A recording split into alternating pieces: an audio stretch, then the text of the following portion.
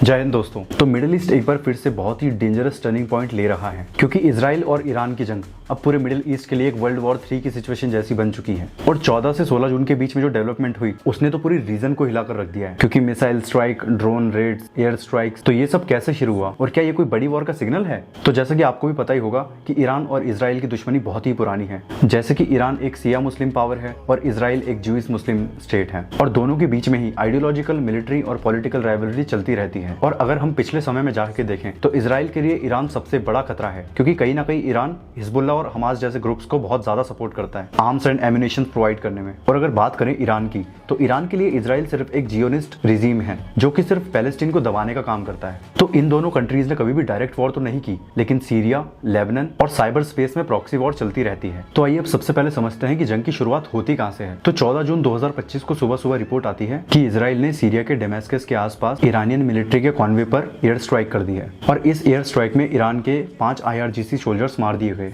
और ईरान ने इसको इजराइल का ओपन एग्रेशन बोला। और फिर इसके कुछ घंटों बाद ईरान के बैक्ड मिलिट्री ने गोलन हाइट्स एरिया में इजरायली आर्मी पर बहुत सारे रॉकेट्स अटैक कर दिए। और फिर उसके नेक्स्ट डे यानी कि 15 जून 2025 को ईरान ये क्लेम करता है कि उसने इजराइल की नॉर्दर्न बेस पर ड्रोन से हमला किया। और ये जो ड्रोन अटैक था ये कामाकाजी स्टाइल में था, यानी कि डायरेक्ट स्ट्राइक। और जैसे ही ईरान की तरफ से ड्रोन्स का अटैक होता है, उसी की अपोजिशन में इजराइल भी तुरंत ही रिस्पॉन्स देता है। तो इजराइल लेबनान में हिजबुल्लाह के 2 मेजर एमओ डिपोट्स पर एयर स्ट्राइक कर देता है, और इसके बावजूद गाजा से भी कुछ रॉकेट्स लॉन्च हुए थे, और जिसका जवाब इजराइल ने आयरन ड्रोम और एयर स्ट्राइक से दिया था। और फिर हम जाते हैं 16 जून 2025 पर। तो 16 जून 2025 को सिचुएशन और ज्यादा गर्म हो, जब ईरान ने तेहरान से ओपन स्टेटमेंट दी कि अगर अब नेक्स्ट टाइम पे इजराइल हमला करता है तो हम भी इजराइल की कैपिटल डायरेक्ट तेल अवीव पर हमला करेंगे। ये स्टेटमेंट दी गई थी ईरान के कमांडर्स के द्वारा। और फिर इसी के रिटेलिएशन में इजराइल ने अपनी नेवी को रेड सी में मोबिलाइज किया, और साथ ही साथ साइबर अटैक भी लॉन्च कर दिया, जो कि ईरान के बंदर सिस्टम को टारगेट करता है। और आप मानेंगे नहीं, ये एक हाइब्रिड वॉरफेयर का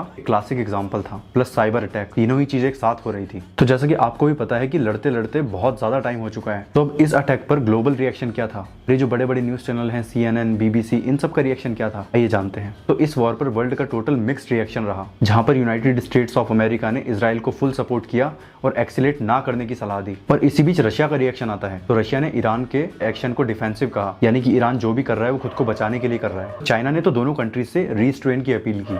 उसके जस्ट बाद ही यूनाइटेड नेशन सिक्योरिटी काउंसिल की मीटिंग बुलाई गई, पर यूनाइटेड नेशंस की तरफ से तो सीज फायर्स पर जोर दिया गया, लेकिन अभी भी दोनों तरफ से एयर स्ट्राइक रुकी नहीं रही है। तो अब सवाल यहाँ पर आता है कि क्या ये एक फुल स्केल वॉर का सिग्नल है, और क्या इस वॉर के कारण में पूरा मिडिल ईस्ट हिल जाएगा? देखिए, अगर बात करें मिडिल ईस्ट के हिलने की, तो वो तो 7 अक्टूबर 2023 से पूरा ही हिल चुका है। तो इस बात पर एक्सपर्ट्स का कहना है कि दोनों कंट्रीज फुल स्केल वॉर नहीं चाहती, लेकिन इसी बीच प्रॉक्सी वॉर काफी ज्यादा इंटेंस हो चुकी हैं। तो यहाँ पर इजराइल के लिए रेड लाइन है ईरान का न्यूक्लियर वेपन, और ईरान के लिए रेड लाइन है सॉवरन स्टेट्स पर अटैक। तो मेरा तो ये मानना है कि जब तक ये रेड लाइन ब्रीच नहीं होती, फुल वॉर अवॉइड किया जा सकता है। तो दोस्तों, अब आप बताओ, क्या ईरान और इजराइल के बीच में एक फुल स्केल वॉर हो सकती है? मतलब आप सोचिए कि जो वॉर थी इजराइल और पैलेस्टीन के बीच में थी, फिर कैसे ये वॉर पूरी बढ़ती गई और एक मिडिल ईस्ट को पूरा घेर लिया। या सिर्फ ये कंट्रीज भी पूरे ग्लोबल रीजन में अपना पावर शो करना चाहती है, जैसे US और रशिया ने कोल्ड वॉर के टाइम पे किया था। और अगर हम थोड़ा डीप एनालाइज करके देखें, तो इजराइल तो ऐसी हरकत कर रहा है कि जो एक पपेट करता है, क्योंकि वो बस अमेरिका की पूरी बातें मानता जा रहा है, और ईरान, पैलेस्टीन और सीरिया जैसी जगहों पर हमला करते जा रहा है। तो क्या ये इनकी वॉर आगे जाकर वर्ल्ड वॉर 3 का रूप ले सकती है,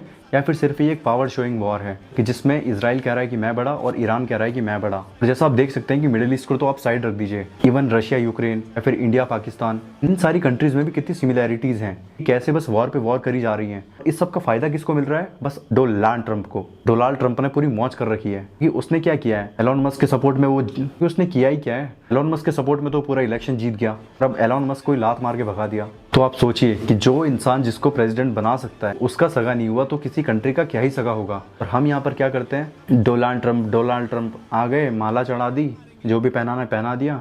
तो ऐसे काम नहीं बनता भाई, इंटरनेशनल रिलेशंस की बात है। और अगर आपको मेरा एनालाइज अच्छा लगा हो, कमेंट में अपना आंसर जरूर दीजिए कि ये वॉर रुकेगी या फिर नहीं। अगर जो वीडियो अच्छी लगी हो तो लाइक करें, फॉलो करें एंड सब्सक्राइब करें।